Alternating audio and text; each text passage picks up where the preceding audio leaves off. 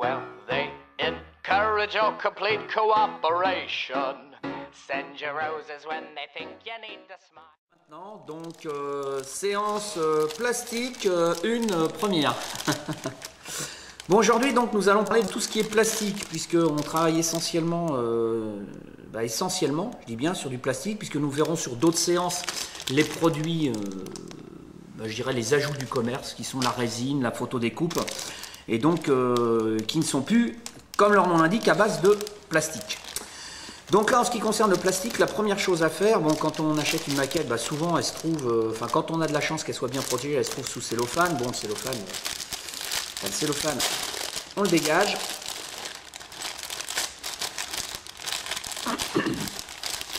Hop, voilà.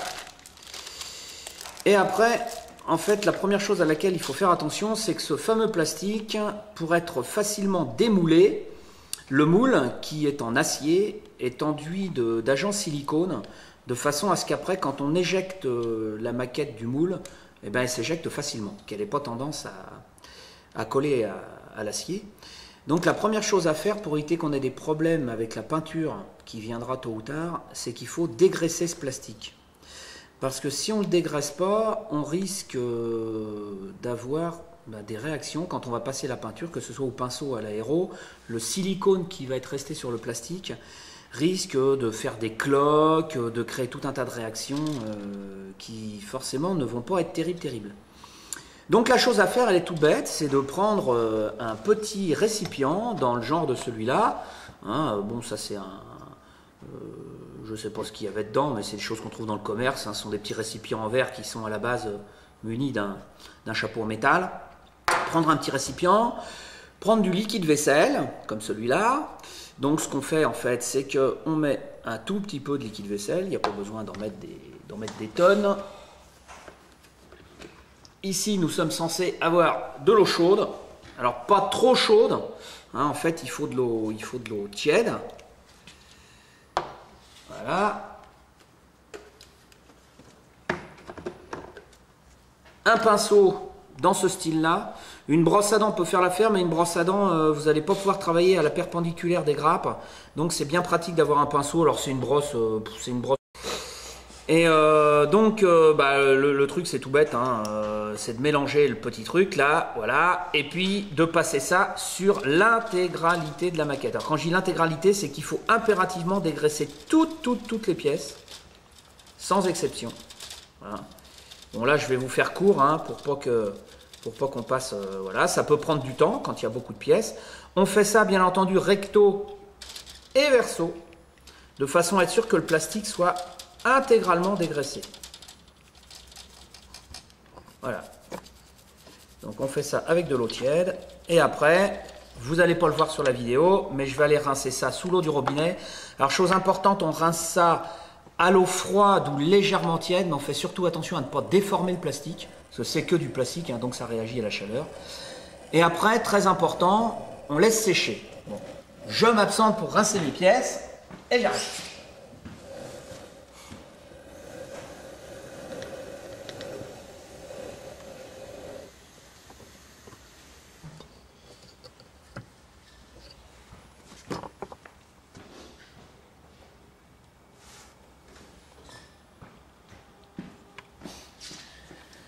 Donc, comme je disais, chose importante, on laisse sécher, on n'essuie pas. D'abord, vous ne pourrez pas essuyer dans tous les recoins, parce que les nouveaux moules là, sont truffés de détails, vous n'arriverez jamais à essuyer dans les moindres recoins, mais de toute façon, on n'essuie pas.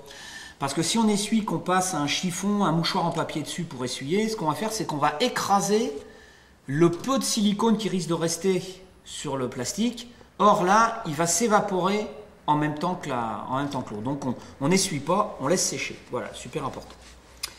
Ça, c'était notre première étape du plastique. Voilà. Une fois que c'est dégraissé et que c'est sec, bon, en général, ça sèche, on peut laisser sécher une journée, préparer quelques boîtes à l'avance, à la limite, les dégraisser. C'est pas ce qu'il y a de plus agréable à faire, donc ça peut être intéressant d'en avoir quelques-unes de dégraissées. Après le dégraissage, une fois qu'on est prêt à attaquer, il faut enlever ces fameuses pièces des grappes. Et donc on attaque la séance dégrappage Et pour dégrapper, évidemment, il y a plusieurs solutions. Là, en l'occurrence, on a une maquette d'un fabricant nippon qui est d'assez belle qualité, donc ils sont assez soigneux. C'est-à-dire que les pièces sont, je dirais, assez fines. Et en général, les points d'attache sur les grappes sont également assez fins. Donc ça se dégrappe assez bien.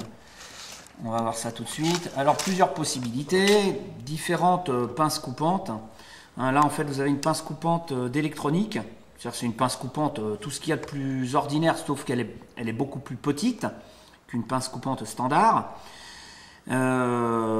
Avantage, ça coupe très bien, c'est pratique. Inconvénient, ça a une certaine épaisseur sur le bec. Et donc, ça risque de ne pas pouvoir passer partout entre les pièces et la grappe. Donc après, nous avons les Américains qui nous ont sorti des trucs assez extraordinaires. Là, Bertrand, là, là, vous voyez la différence d'épaisseur des becs. Ça, c'est une X-Lite. Ça existe chez Xuron aussi. C'est en fait exactement la même fonction, à part que les becs sont beaucoup, beaucoup plus fins. Donc on arrive à passer forcément beaucoup plus facilement entre la pièce et la grappe. Pour dégrapper. Voilà, c'est un autre outillage. Alors, on va attaquer le dégrappage tout de suite, mais il est bien entendu qu'on va se retrouver dans certains cas de configuration où même ce bec assez fin ne sera pas encore suffisamment fin. Bon, après, il n'y a pas de secret. Le fameux X-Acto, là, le fameux cutter, et on coupe. Alors, ça peut paraître tout bête de dégrapper, de se dire, il y a juste à couper ou à mettre un coup de cutter. Allez-y avec précaution, parce que le problème c'est que quand on a affaire à des toutes petites pièces et qu'on insiste un peu trop, avant que le cutter il coupe, des fois il a tendance à faire plier un peu le plastique. Et une fois que la pièce elle est cassée, faut repasser par la séance collage, ce qui n'est pas toujours très agréable et pas toujours très efficace dans le cadre d'une pièce cassée. Donc voilà, important, c'est une phase incontournable de la maquette plastique. On est bien obligé de passer par le dégrappage, mais il faut y aller avec précaution. Voilà. Donc on va prendre un exemple tout bête. Ici j'ai un siège éjectable de F86. Alors, je ne sais pas si tu peux zoomer assez, Bertrand, c'est bon? Donc là, il faut dégrapper suffisamment loin de la pièce, de façon à ce qu'il reste un petit ergot de plastique, comme on va pouvoir le voir tout de suite. Alors, pourquoi je m'éloigne de la pièce? C'est-à-dire, alors que certains me diraient, pourquoi il coupe pas à ras? Comme ça, il a une pièce bien nette, bien propre. Alors, le problème, c'est que si je fais ça d'entrée, c'est-à-dire si j'enlève ce petit ergot-là, toutes les qualités de plastique, en fait, c'est du polystyrène, toutes les qualités de plastique vont faire que quand je vais couper à ras, je risque en fait d'arracher une partie de plastique de la pièce. En fin de compte, de créer un trou. Bon, là, sur les côtés du siège éjectable, ça aurait une importance moindre, mais pour préparer une pièce, la pièce prête à être peinte ou à être collée, le point de raccord avec la grappe doit être parfaitement invisible. Ça veut dire qu'en fait, une fois que ma pièce va être préparée, il faut vraiment qu'elle se trouve dans un état comme si elle n'avait jamais été mise en grappe, mais qu'elle avait été moulée comme ça, d'un seul bloc.